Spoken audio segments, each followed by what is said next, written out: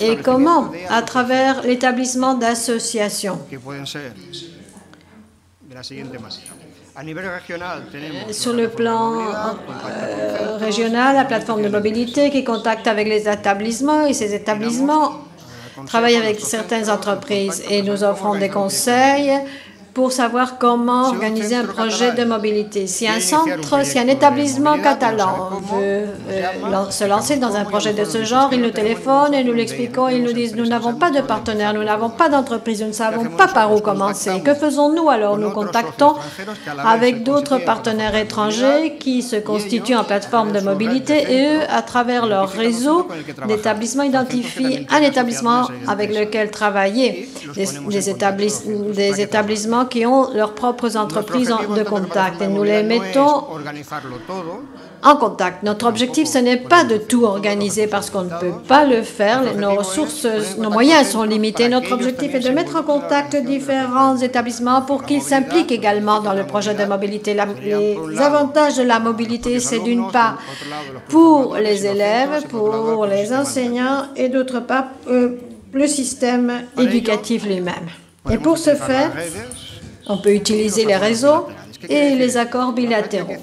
Dans la pratique, le ministère de l'Éducation de Catalogne appartient à différents réseaux, comme le réseau FREREF et le réseau ERLAL, qui sont des associations de régions et d'autorités territoriales qui travaillent dans le domaine de la formation, ou les 4 moteurs d'Europe, avec la Lombardie, Gutenberg et Rhône-Alpes en France, et la CTP, la Commission de travail des Pyrénées.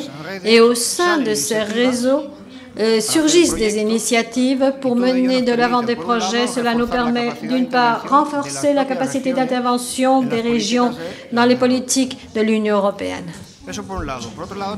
Et d'autre part, nous participons ou nous encourageons la création de réseaux à travers notre participation à des projets concrets comme le réseau européen Euro Apprenticeship qui vise à mettre à la disposition des établissements, de tous les acteurs qui participent à la mobilité, des outils pour pouvoir les développer dans des conditions de qualité et de sécurité. NetInvent, qui est un réseau d'établissements qui travaille aussi dans le commerce international, le réseau European Mobility, qui est un outil très utile pour les accords de stage et un outil qui tient compte de la législation du pays et de destination que du pays de départ. Et puis, il y a le réseau de partenaires du projet PIRMOB et tout cela pour améliorer les conditions de la mobilité. Donc, voilà les réseaux. Nous avons aussi des accords bilatéraux. Nous avons signé différents accords en France. Nous avons avec Rhône-Alpes, Midi-Pyrénées, Languedoc-Roussillon, avec les conseils régionaux et avec 4 délégations territoriales du ministère de l'Éducation français. En Italie, nous avons avec la Toscane et le Piémont, au Royaume-Uni avec Gual, en Belgique avec la communauté française de Belgique. D'autres accords en cours avec l'Auvergne et la fondation italienne Scuola Centrale Formazione. Et tout pour améliorer la confiance mutuelle entre les partenaires. Le concept de réciprocité, nous travaillons toujours la réciprocité, donc nous ne payons pas pour les services qu'on nous offre parce que nous faisons de même.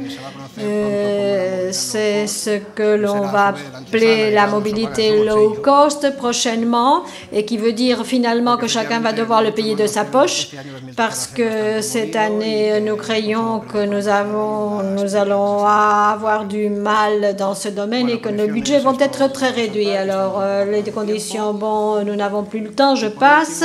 Et pour terminer, vous dire que le pire pour nous est l'héritage d'un projet précédent, PIRFOP, où nous avons travaillé 4 partenaires autour des Pyrénées.